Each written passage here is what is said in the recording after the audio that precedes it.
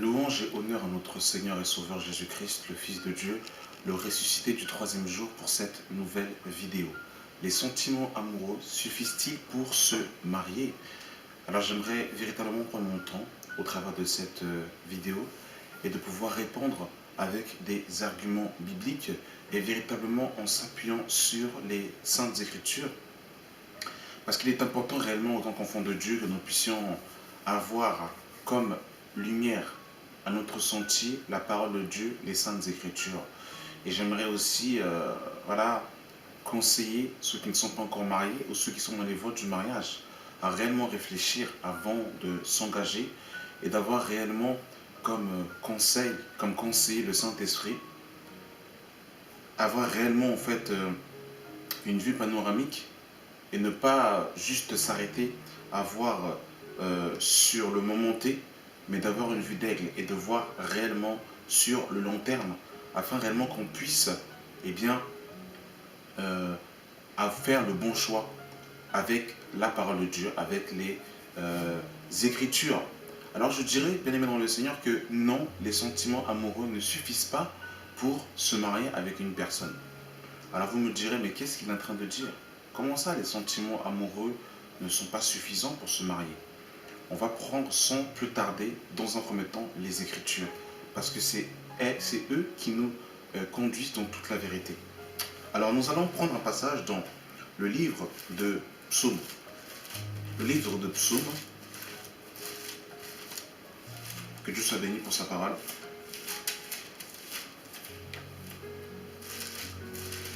Alors Psaume, chapitre 19, si je ne me trompe pas.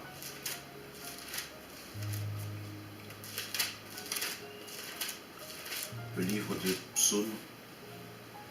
Nous allons prendre le livre de Psaume, chapitre 11, autant pour moi, le verset 3, qui nous dit « Quand les fondements sont renversés, le juste, que fera-t-il » Il est important de comprendre que lorsque nous décidons de marcher avec une personne, eh bien non, les sentiments ne suffisent pas. Il faut au préalable en fait s'asseoir et réellement mesurer si le fondement est bien posé. Il faut voir dans un premier temps si les deux individus qui décident de faire chemin ensemble, s'ils ont un fondement. Et il faut que ce fondement soit solide. Si ce fondement n'est pas solide, bien aimé dans le Seigneur, non, les sentiments amoureux ne suffisent pas pour se marier. Parce que le jour où les épreuves viendront, eh bien ce couple ne tiendra pas. Parce qu'ils n'ont pas de fondement, ils n'ont pas de fondation. Et la parole est claire. Quand les fondements sont renversés, le juste, que fera-t-il? Et on peut se poser la question, qui est le fondement? Nous allons prendre un passage dans le livre de 1 Corinthiens, chapitre 3. Nous sommes dans le livre de 1 Corinthiens, chapitre 3, à partir du verset 11. Car personne ne peut poser un autre fondement que celui qui a été posé, savoir Jésus-Christ. Donc, un homme et une femme qui ont des sentiments, et là je parle en Christ quand je dis cela, un homme et une femme qui ont des sentiments, si les deux ne sont pas posés sur le fondement qui est Jésus-Christ, ça ne tiendra pas. Ça ne tiendra pas. Alors oui, en apparence, ils seront ensemble, ils iront au cinéma, ils iront en voyage, ils iront à Dubaï, ils iront où est-ce que vous voulez, mais en vérité, le fondement n'y est pas. Et ça va se révéler lorsque les épreuves vont se manifester. Nous sommes dans le livre de Éphésiens chapitre 2, le verset 20. Éphésiens 2, le verset 20 nous dit « Vous avez été édifiés sur le fondement des apôtres et des prophètes, Jésus-Christ lui-même étant la pierre angulaire. » Les sentiments amoureux ne suffisent pas pour se marier. Ça peut choquer quelqu'un ce que je vais dire. Alors oui, dans le début, c'est l'amour, love to love. C'est des poèmes, c'est des mots d'amour. Oui, le jeune homme va voir le père de la jeune fille. Gloire à Dieu, c'est très bien. C'est le mariage, ce sont des selfies, ce sont des photos, toutes ces choses. Mais si le fondement n'est pas posé dans le Seigneur, je vous dis la vérité. Parce que si l'Éternel ne bâtit une maison, ceux qui la bâtissent en vain. Mais c'est clair. Bien-aimés dans le Seigneur.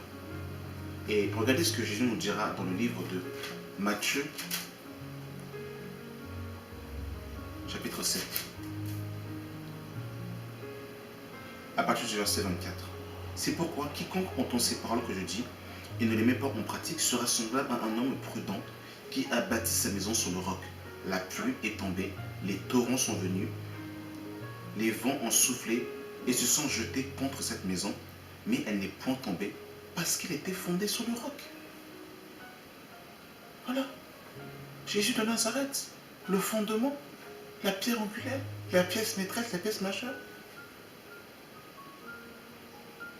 Mais quiconque entend ces paroles que je dis et ne les met pas en pratique sera semblable à un homme insensé qui a bâti sa maison sur le sable. La pluie est tombée, les torrents sont venus, les vents ont soufflé et ont battu cette maison et elle est tombée et sa ruine a été grande. Il faut bien aimer dans le Seigneur. C'est clair. Le vent, la tempête, ce sont les épreuves. Parce que nous n'avons pas lutté contre la chair et le sang. Selon Éphésiens chapitre 6 à partir du verset 12, si je ne m'abuse. Je vais vérifier pour pas paraphraser. Oui, c'est ça exactement, Éphésiens 6, 12. Voilà. On n'a pas lutté contre la chair et le sang, mais contre des esprits méchants. Notre adversaire, le diable, n'aime pas l'unité, il n'aime pas l'union. S'il n'y a pas de vie de prière, s'il n'y a pas de vie de méditation de la parole, si Jésus n'est pas le centre, ça va être compliqué. Ça va être compliqué. Regardez ce que Amos nous dit.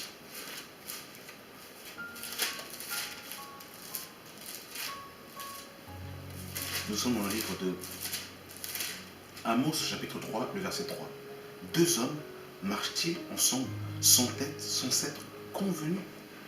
Ça veut dire que l'homme et la femme doivent, au préalable, avant de rentrer dans l'engagement du mariage, calculer la dépense. Ils doivent calculer la dépense. Je dois calculer la dépense pour savoir est-ce que nous allons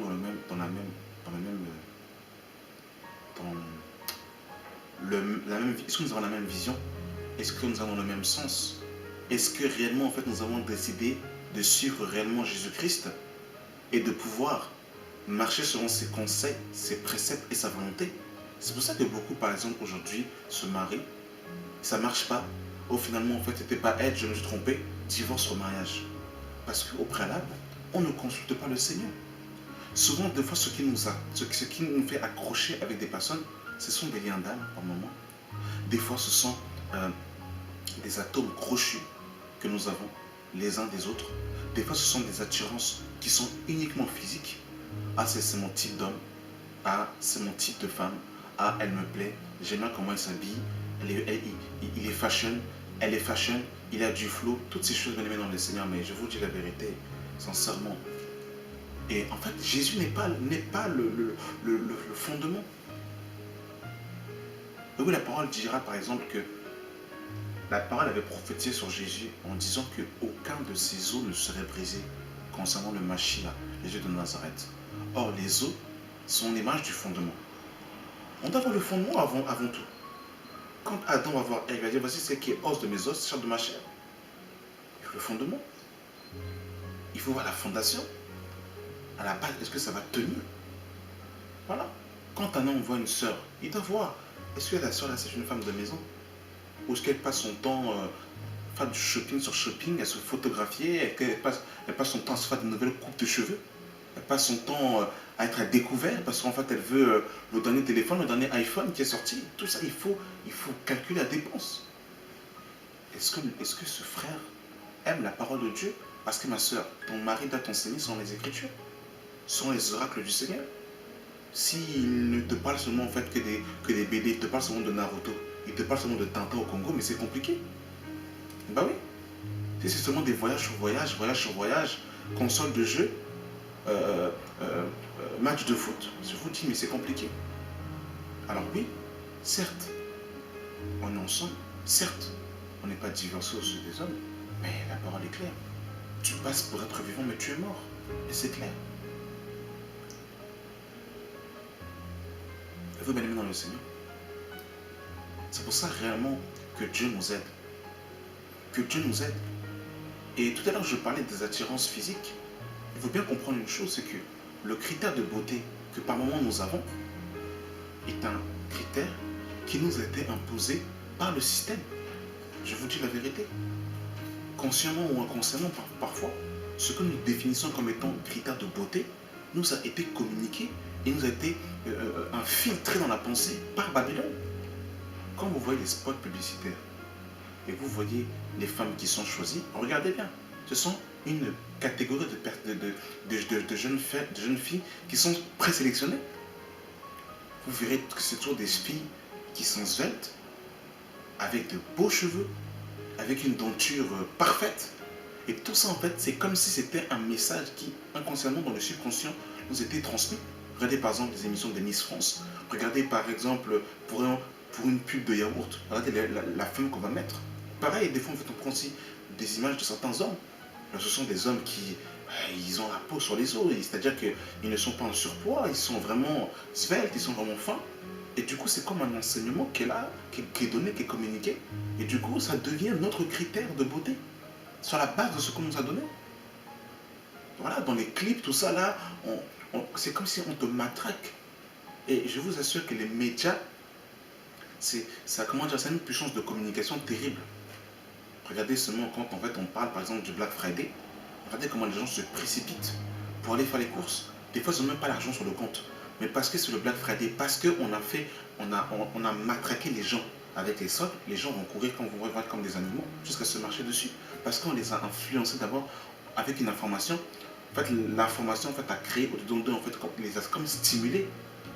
Ah oui, ça crée en nous une réaction. Et en fait, ça devient des acheteurs compulsifs au point de se mettre en fait, voilà, d'être à découvert. Parce qu'en fait, on a communiqué en fait, une pensée. Et c'est dans leur conscience, ça les a comme en fait marqués. Ils ont pensé, ils ont agi. Voilà. C'est pareil.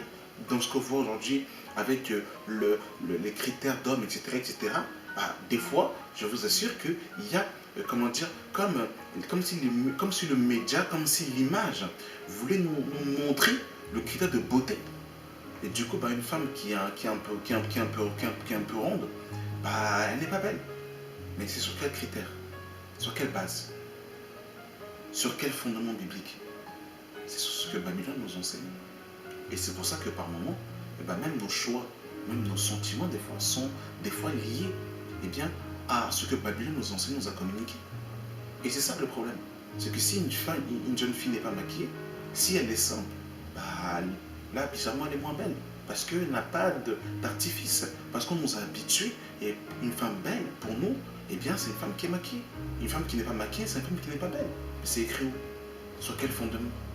On voit que tout cela vient tout simplement d'Égypte, vient tout simplement de Babylone, qui nous a instrumentalisé sur un type d'homme et sur un type de femme.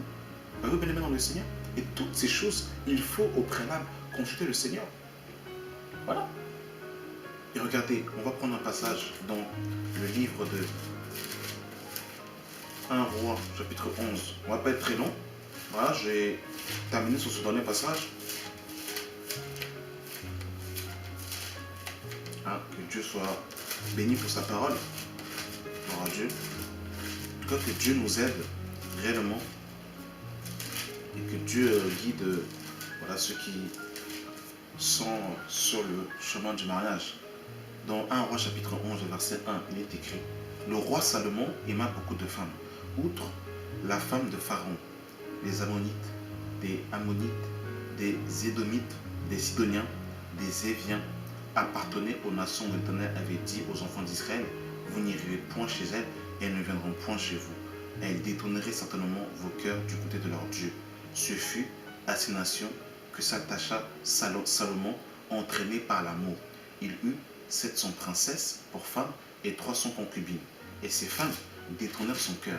À l'époque de la vieille de Salomon, ces femmes inclinèrent son cœur vers d'autres dieux, et son cœur ne fut point tout entier à l'Éternel,